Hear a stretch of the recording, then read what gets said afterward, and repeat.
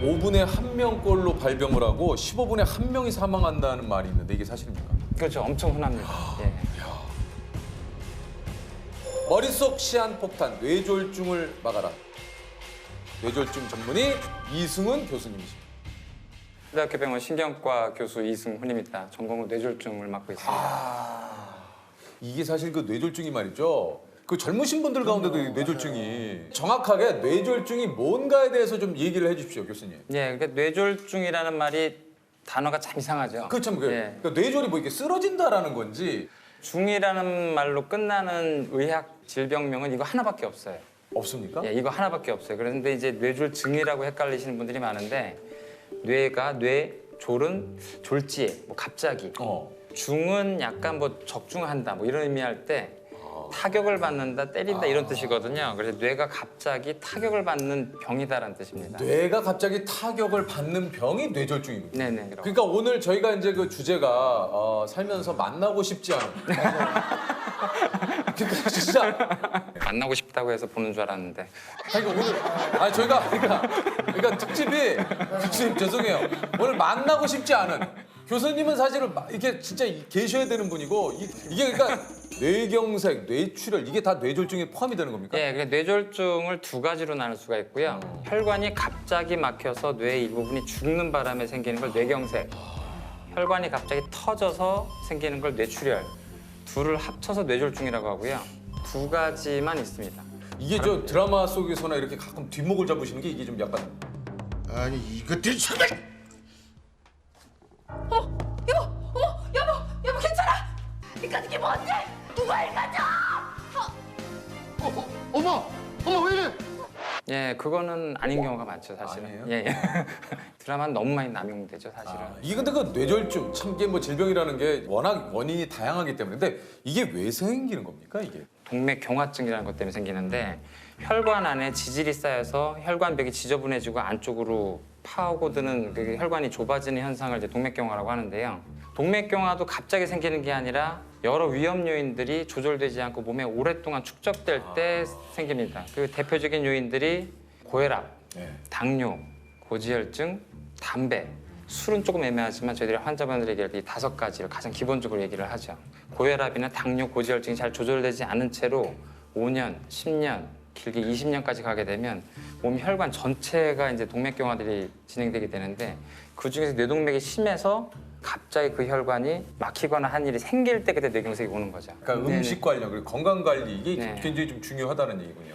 고혈압과 당뇨가 있을 때 잘 하면 되죠. 평상시 너무 그렇게 또 그럴 필요는 없나요? 네, 대부분 이제 외래 오시면 너무들 많이 이제 뭘 먹어야 되냐, 뭘 안 먹어도 해야 되냐, 나는 17년 동안 닭고기를 먹지 않았다, 뭐 잘했냐, 뭐 이렇게 보면 17년 동안 닭고기를 먹지 않았다. 그 진짜 나 잘하고 있는 거냐? 네. 예. 칭찬받아. 나 치킨 안 먹고 있는데. 네, 오늘 당장 드시라고 그랬죠. 그거 된다. 그러면 좀 그것까지 뇌졸중 아까 좀 얘기를 했지만 이게 전조 증상이 어떻습니까? 뇌졸중이 올 때 흔한 증상이 편마비라고 해서 한쪽 팔다리가 마비되거나 발음이 잘못 나오거나 이제 어지럽거나 물체가 두 개로 보이거나 한쪽이 안 보이고 이런 증상이 있습니다. 근데 전조 증상은 그런 증상이 생겼다가 귀신같이 딱 없어집니다. 없어져요. 예, 한 5분, 10분 내로 없어져 버려요. 그러면 이제 내가 꿈을 꿨나? 아니면 이게 지금 내가 착각한 건가? 졸렸나? 뭐 이렇게 착각하실 수가 있어요. 근데 그건 혈관이 막혔다가 혈전이 막혔다가 몸이 뭔가 혈전 용해 성분 때문에 뚫린 거거든요. 갑자기 혈액이 다시 들어가니까 좋아진 거란 말이에요. 근데 동맥경화가 같은 그 위험병들은 현재 그대로 가지고 있기 때문에 재발할 가능성이 엄청나게 높습니다. 그냥 그분은 증상이 생겼다가 풀리면 당장 응급실 오셔야 돼요. 내가 좀 이상하다 싶으면은 빨리 좀 병원을 가서 맞아요, 진단을 맞아요. 받아보시는 거니 좋. 그렇죠. 근데 그게 이제 모든 분들이 그럴 필요는 없고 고혈압, 네. 당뇨, 고지혈증, 술, 담배 요 5가지에 좀 본인이 많이 노출됐었고 이게 또 아닌데 너무 걱정하다 보면 또 네, 그러실 네. 수 있잖아요. 그러니까 네. 스스로 좀 진단해 볼 수 있는 방법이 좀 있습니까? 그래요? 이제 한 60세 넘었는데 고혈압, 당뇨가 있다, 고혈압, 고지혈증이 있다 이러신 분들은 팔다리 힘이 빠진 게 약간 미미하게 왔을 때 테스트 해보라고 하는 방법들이 있습니다. 뭡니까? 그게 이제 손을 앞으로 내밀고 내밀고 예, 눈을 감고 눈을 감고 손을 이렇게 완전히 이렇게 펴야 됩니다. 이렇게 완전히 한 펴고. 5에서 한 10초 정도 지난 다음에 자기 손을 봅니다. 네, 그러면 이제 괜찮죠? 괜찮죠. 예, 근데 이제 이 힘이 살짝 빠지면 살짝 이렇게 돌아가요. 아, 이게 한쪽이요? 이거 못 버티고 이렇게 살짝 이렇게 돌아가요. 아니면 이렇게 살짝 떨어지기도 하고. 그리고 다리도 마찬가지로 이제 양쪽 다리를 이제 침대 위에서 양쪽을 동시에 올리고 눈을 감고 있어라 그러면 한쪽이 살짝 떨어집니다. 그래서 이제 그걸 본인은 못 느끼겠는데 아주 경미한 위약이 있을 때, 마비가 있을 때 테스트 해보라고 하고요. 발음 같은 경우는 약간 발음이 이상한 것 같다 그러면 이제 간단한 발음 3가지. 맘마, 랄라, 가가 3가지 해봅니다. 그게 이제 발음이 뭉개지면 이 환자 구음장애, 발음장애가 있다. 맘마, 가가, 랄라. 예, 맘마가 이제 입술에서 나는 소리고요. 랄라는 경국에서 나는 소리고 랄라. 가가는 이제 연국에서 나는 소리니까 그 3가지를 간단하게 빨리 테스트 해보는 거죠. 아, 여기 또 이제 테스트 또 하나가 뭐가 있습니까? 얼굴 찡그림을 하라고 합니다. 사실은 얼굴이 보통 약간 비대칭이라서 사실 뇌졸중이 생겼을 때 얼굴 찡그림은 좀 확실하거든요. 그래서 이 해보라고 했을 때 이걸 땡기지 못하게 척 쳐지시는 분들이 많이 있어요. 뇌졸중이 생기면. 그래서 이제 이쪽이 쳐졌을 때 이쪽에 마비가 있다. 그럼 이쪽에 뇌졸중이 생겼을 가능성이 있다라고 생각을 하죠. 네, 대칭입니다. 네, 네 대칭. 뭐 뇌졸중을 또 예방하는 거 이게 이거 좀 예방할 수 있다 하는 거 좀 있습니까? 암이라는 병은 다른 예고 없이 그 암이라는 병이 생기고 감염도 갑자기 찾아오는 거지만 뇌졸중은 합병증입니다. 고혈압이나 당뇨, 고지혈증 이런 게 오랫동안 축적이 돼서 계속 혈관에 스트레스를 줄 때 동맥경화가 생기는 거니까 사실은 고혈압하고 당뇨 같이 아주 진단하기 쉬운 이 질환을 평상시에 잘 진단하는 게 굉장히 중요하죠. 고혈압. 사실은 진단이 너무 쉬워요. 평상시 집에서 팔뚝혈압계로 혈압을 자주 재보시기만 하면 140에 90을 넘는 게 조금 흔하다. 그럼 고혈압일 가능성이 높은 거고 당뇨 같은 경우는 1년에 한 번씩 피검사로 딱 한 가지만 그냥 하시면 됩니다. 그 당화혈색소라는 수치가 있는데요. 6.0을 넘어가면 이제 당뇨될 가능성이 높아진다. 근데 고혈압이든 당뇨든 처음부터 갑작스럽게 심하게 나타나는 게 아니고 서서히 올라가거든요. 서서히 올라갈 때 초기에 2가지를 잘 잡으면 그대로 갑니다, 사실. 사실 혈압이 200이 돼도 본인은 모르거든요. 계속 모르고 있다가 그걸 수년, 수십 년 살다가 나중에 혈관이 완전히 심한 동맥경화 된 상태에서 발견되거나 더 심하게는 혈전이 생겨서 막혀서 불구가 된 상태로 이제 병원에 오시게 되는 경우가 굉장히 많은 거죠. 그러니까 이제 평소에 잴 수 있는 이 고혈압, 이 혈압만 재도 네. 이것을 평소에 관리를 잘하면 네. 뇌졸중은 걱정을 안 해도 될 것 같다. 그렇죠. 거의 네. 걱정을 안 해요. 근데 뇌졸중이 병 중에서 그래도 좀 희망적인 부분은 처음 발생했을 때가 제일 심합니다. 그 다음부터는 대부분 환자분 치료에 의해서 거의 다 좋아져요. 100% 좋아지는 사람도 있고 경미하게 좋아지는 사람도 있고 그대로 가는 사람도 있지만 처음 만났을 때가 제일 나빠요. 그래서 환자분들한테 제일 좋은 소식은 지금이 최악입니다. 이게 좋은 소식입니까? 어쨌든 내가 지금 최악이라는 소리인데 더 나빠질 거야. 네. 그러니까 지금이 최악이니까 앞으로 나아질 만 네. 남았다. 지금부터 점점 좋아질 겁니다. 많은 환자분들을 또 치료하셨겠지만 좀 기억에 남는 환자분들도 좀 있을 것 같아요. 뇌졸중이 생길 만한 분이 아닌데 이분은 뭔가 몸 안쪽에 그동안 몰랐던 암이 있었을 것 같고 그 암세포에서 나온 성분 때문에 혈전이 생기고 뇌경색이 생긴 것 같다고 짐작이 될 때가 있어요. 처음부터. 암이 있을지 모르니까 이제 암 검사를 해보겠다. 해서 보면 이미 4기. 예, 왜냐하면 뇌졸중이라는 합병증이 생길 때까지 암세포가 진행된 경우가 많기 때문에 대부분 말기. 상태가 뇌졸중을 치료하는 게 문제가 아니고 환자분한테 이제 한 달 이내에 돌아가실 가능성이 굉장히 높다. 근데 본인도 그걸 잘 못 받아들이겠고 환자 보호자분들 못 받아들여서 그 치료할 때 뜨거운 가슴도 중요하지만 그 환자분 본인의 삶을 정리할 기회를 박탈하게 돼요. 굉장히 차가운 이성으로 설명을 해줘야 될 때가 있거든요. 그래서 근데 그런 좀 설명을 할 때 이게 참 어제도 어머님은 지금 이미 굉장히 심한 뇌출혈과 뇌경색으로 돌아가실 가능성이 절반 이상이고 앞으로도 좋아진다 하더라도 보호자분을 알아보기 힘들거나 대화가 안 되거나 휠체어에 타게 될 가능성이 높다. 그래도 그런 확실한 예후에 대해서 좋을 때 어떻고 나쁠 때 어떻다 이런 얘기를 듣는 게 보호자분들이 굉장히 속 시원해 하세요. 더 이상 치료를 하지 말고 이제 편안하게 계실 수 있는 것을 많이 이제 안내해 드리려고 처음에 굉장히 강하게 얘기하죠. 근데 이게 사실 이 받아들이기가 참 쉽지가 않을 것 같아요. 특히 가족분들이 사실은 저 같은 경우도 이제 아버지가 백혈병으로 돌아가셨기 때문에 치료를 너무 고집하다가 5개월 동안 투병하시다가 그냥 돌아가셨거든요. 그 당시 이 정도 상태에서는 평균 한 5년 정도 사니까 그 사이에 백혈병이 재발할 거다. 근데 2개월 만에 재발했어요. 제가 그때 전공이 3년 차였는데 빈혈을 내가 진단을 못하다니 눈만 까봐도 되는데 이게 집에서 아버지라고 진찰도 안 한 거예요. 어지럽다는데 아 괜찮아 이런 거죠. 그러니까 나중에 보고 응급실에서 아버지 눈을 까고 제가 깜짝 놀랐어요. 너무 낮아서 헤모글로빈 수치가 너무 낮아서 굉장히 부끄럽더라고요. 항암 치료하고 조금 관해됐다가 다시 이제 암세포가 나오고 또 암세포가 나오고 이랬던 거였죠. 이제 포기하고 아버지가 이제 삶을 정리할 수 있게 자세히 지금 상황을 설명하고 그때 그래도 아버지랑 대화할 수가 있었거든요. 이제 어머니는 그걸 도저히 받아들이지 못하시고 그러다 보니까 그대로 끌려가서 아버지가 본인 상황도 모른 채로 나중에 혼수 상태가 되고 돌아가셨어요. 병이 악화되는 과정에서 자기가 어떤 상태고 어떻게 악화되고 있는지 제대로 설명을 들어본 적이 없는 거예요. 그럼 아버지는 자기가 좋아지는 줄 알고 웃었다가 이러다가 착각을 하고 돌아가신 거지. 내 몸이니까 내가 결정을 할게. 그 말이라도 스스로 할 수 있게 다 정보를 줘야 되는데 우리가 정보를 다 막은 거죠. 듣지 못하게. 우리가 다 듣고 그리고 우리가 판단해서 얘기를 하고 자기가 가진 병도 끝까지 다 알 권리가 있다고 생각해요. 환자는. 아버지의 그런 병과 관련된 기억은 앞으로 환자를 만날 때 어떻게 해야 되는지에 있어서 굉장히 중요한 교훈을 준 케이스라고 생각해서 항상 곱씹어보죠.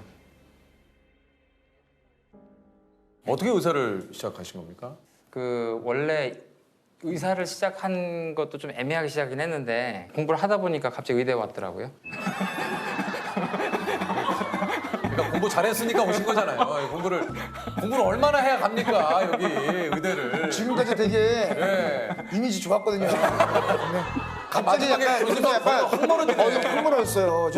교수님 손으로 오늘 확 밀었죠 지금. 저 정말 뭐 사실은 진짜 공부 잘하셨고. 예, 의대를 가겠다는 결심으로 오게 된 건 아니었고 그냥 집안의 기대 때문에 나도 모르게 이제 그렇게 그러셨구나. 들어온 다음에 환자를 보는데 힘들어요, 굉장히. 한 3시간 정도 외래를 보는 동안 환자를 한 60명에서 한 70명 정도 봐야 됩니다.